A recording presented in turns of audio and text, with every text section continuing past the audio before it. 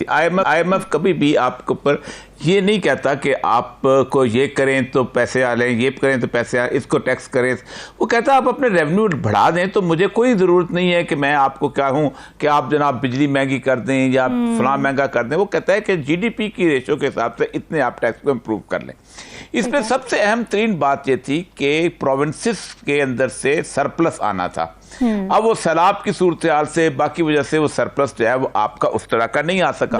दूसरा, आपका जो बजट डेफिसिट था वो तकरीबन वो जो था वो बहुत बढ़ता चला जा रहा है, जो कि तकरीबन 3 ट्रिलियन होना चाहिए था, वो 4 ट्रिलियन के करीब उसकी एस्टिमेशन जो है वो होती जा रही है। तीसरी बात यह है कि आप मुकम्मल तौर पर रेवेन्यू जनरेट नहीं कर सके।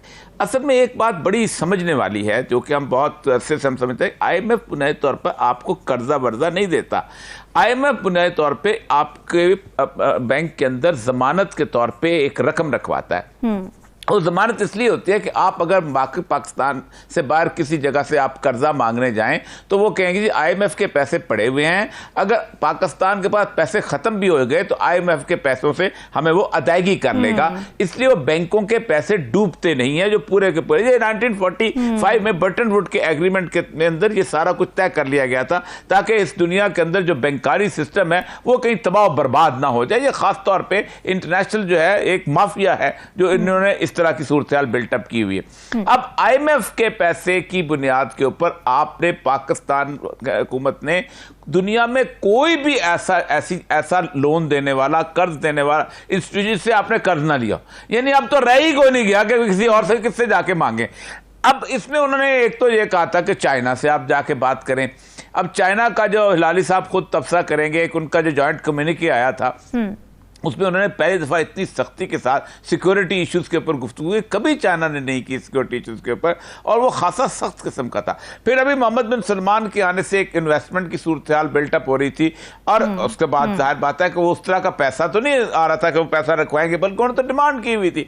ये सारे के सारे इश्यूज जो हैं वो पाकिस्तान के इस ताज़ा, जिसपे हम इंशाल्लाह डिस्कस करेंगे कि हमारा जो अभी तक ये तय नहीं हो रहा कि पाकिस्तान का आर्मी चीफ कौन से आएगा, ये मिस्ट्री जो चल रही है, अगर वही डिसाइड हो जाए ना तो उससे भी बहुत सारे मसाइल हल हो जाएंगे। वो अगर आज से 15 दिन पहले हो जाता तो तब भी ठीक था। ये सारे का सारा ये मिस्ट्री चल रही है, अनसर्टिनिटी की जो मिस्ट्री है हमारी, इस मिस्ट्री के अंदर उन्होंने उसको भी आगे कर दिया। अब वो बताएंगे तो नहीं कि हमने क्यों आगे कर लिया, लेकिन जाहिर बात है दुनिया पूरी की अखबारों में तबसरे यही चल रहे। एक तो यह है कि पाकिस्तान की इकोनॉमिक कंडीशन ये है, उसके बाद यह है कि हमारा जो अपना फॉरेन रेमिटेंसेस डाउन होनी शुरू हो गई हैं। वो कहते हैं इनके मुल्क के लोग इनके ऊपर भरोसा नहीं करते, अपना पैसा नहीं रखवाते, हम क्यों रखवाएं, हम क्यों दें। ये है ऐसी क्राइसिस जिसके अंदर जल्द अज जल्द कोई ना कोई फैसला कर लेना चाहिए आपको, वरना यह है कि IMF का अगर आपको ना हुआ तो फिर तो ना चीन देगा और ना फिर कोई और सऊदी अरब, ना कतर, कोई और भी नहीं देगा। बड़ी मुश्किलात खड़ी हो सकती हैं। हिलाली साहब, अगर IMF और हुकूमत में इख्तिलाफात हैं तो मईशत में बेहतरी के हुकूमत जो दावे कर रही है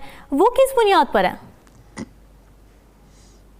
देखिए, जब आपने IMF के साथ मुलाकात किया तो आपने वादा किया था IMF को, आपने कहा था, मेरे ख्याल में मिफ्ता इस्माइल साहब ने कहा था कि वो GST general sales tax 600 trillion rupees raise करेंगे, बढ़ाएंगे, बिल्कुल 600 ट्रिलियन रुपीस। वो किधर है भाई?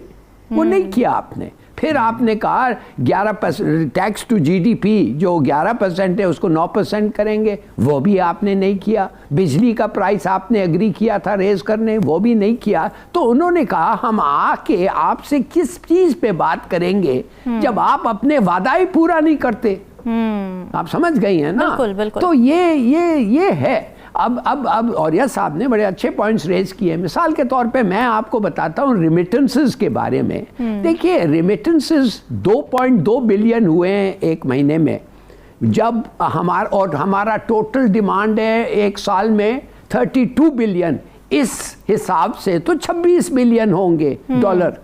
तो 26 बिलियन डॉलर अगर होंगे तो 6 बिलियन डॉलर की कमी होगी, वो किधर से आएंगे? तो दैट मीन्स एक्सपोर्ट्स हमारे 1% बढ़े हैं। भाई बड़ी अच्छी बात है, इंपोर्ट्स 27% कम हो गए, मगर एट अ कॉस्ट।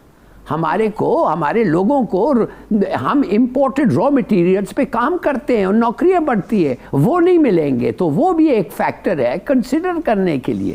तो देखिए कीमत भी देखिए डॉलर का, हमारे पास $1 बिलियन चाहिए हर महीना रेट को कंट्रोल करने के लिए। ये जो दार साहब कह रहे थे कि 200 से नीचे, ये वो 225 है, मगर नहीं, आज आप मार्केट में जाएं आपको $235 में डॉलर लेना पड़ेगा। वेयर इज दी $1 बिलियन जो आप वो जो डॉलर को कंट्रोल करने के लिए ये करता था, $1 बिलियन हर महीने खर्चता था उसको रेट को स्टेबल रखने के लिए, वो पैसे अब है नहीं है।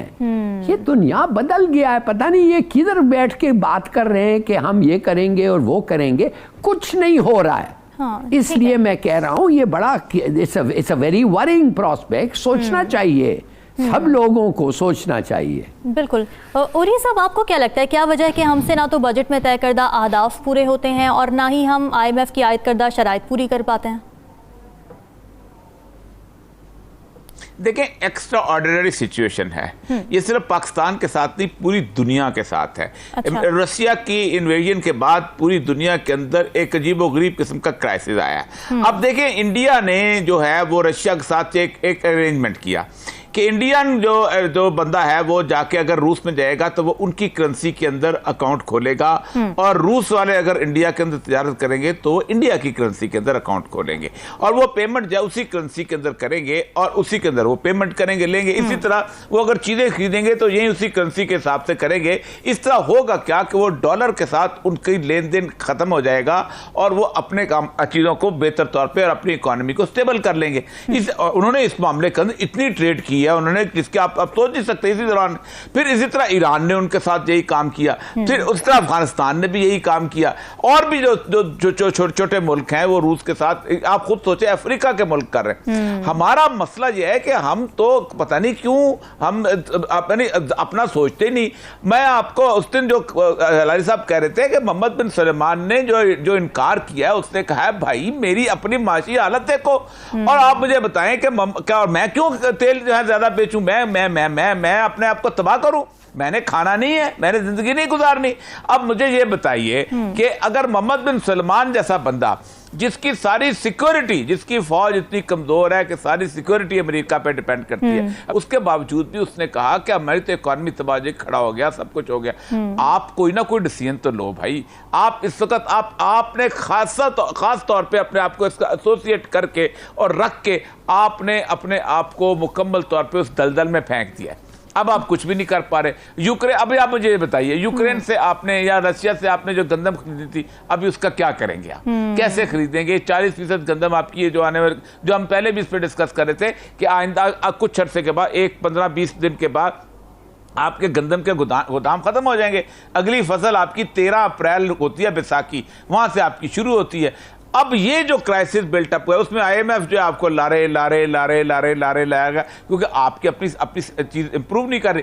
ये है वो क्राइसिस, गैस का क्राइसिस, इसका क्राइसिस, और साथ साथ आपकी अनसर्टेनिटी आपको समझ ही नहीं आती। आप एक छोटा सा डिसीजन होता है, वजीर आजम साहब जो है वो फौरन एक छोड़ के सीधा लंदन चले जाते हैं और फिर लंदन से वापस भी नहीं आते। यानी आप मुझे मैंने उस जहाज में सफ़र किया हुआ है, ये जो प्राइम मिनिस्टर वाला जहाज है, खलारी साहब ने सफ़र किया हुआ है, इतना आरामदेह जहाज है कि इसके अंदर कोई ज़रूरत ही नहीं होती कि आप बीमार पड़ जाए, आप वहाँ रहें, आप बड़े आराम से उसके अंदर लेट लूट के भी आ सकते हैं, सब कुछ कर सकते हैं। लेकिन नहीं, वो रुके हुए हैं, कोई किसी को परवाह नहीं इस मुल्क। बिल्कुल, मईशत की तशवीशनाक सूरत है।